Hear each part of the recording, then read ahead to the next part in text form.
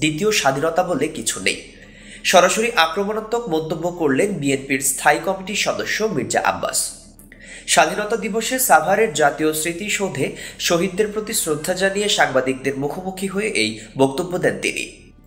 বুধবার ২৬ মার্চ সকালে স্মৃতিসৌধে শ্রদ্ধা জানান বিএনপির শীর্ষ নেতারা। এরপর সাংবাদিকদের সঙ্গে কথা বলতে গিয়ে মির্জা আব্বাস বলেন, দ্বিতীয় স্বাধীনতা বলে কিছু নেই। যারা এটা বলে তারা আসলে ১৯৭১-এর স্বাধীনতাকেই খাটো করতে চায়। এরা মুক্তিযুদ্ধের চেতনাকে বিকৃত করছে। বিশ্লেষকদের মতে মির্জা আব্বাসের এই বক্তব্য পরোক্ষভাবে ক্ষমতাসীন দলের দিকে ইঙ্গিত করছে। গত কয়েক মাস ধরে বিভিন্ন দলের নেতারা বলছেন, দেশকে দ্বিতীয় মুক্তিযুদ্ধের মধ্য দিয়ে স্বৈরাচার, দুর্নীতি ও অগণতন্ত্র থেকে উদ্ধার করা হয়েছে। কিন্তু বিএনপি স্বৈরাচারের বিষয়টা মেনে নিলেও অন্যান্য বক্তব্যের বিরোধিতা করে আসছে। মির্জা আব্বাস বলেন, যারা ১৯৭১ সালে মুক্তিযুদ্ধে কোনো ভূমিকা রাখেনি তারাই আজ দ্বিতীয় স্বাধীনতা শব্দ আবিষ্কার করেছে। মুক্তিযুদ্ধ একবারই হয়েছে, আর কোনো দ্বিতীয় সংস্কার নেই।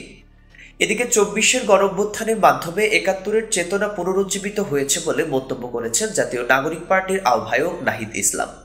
বুধবার সাভারে জাতীয় স্মৃতিসৌধে শহীদদের প্রতি শ্রদ্ধা জানিয়ে সাংবাদিকদের সঙ্গে আলাপকালে একথা বলেন তিনি।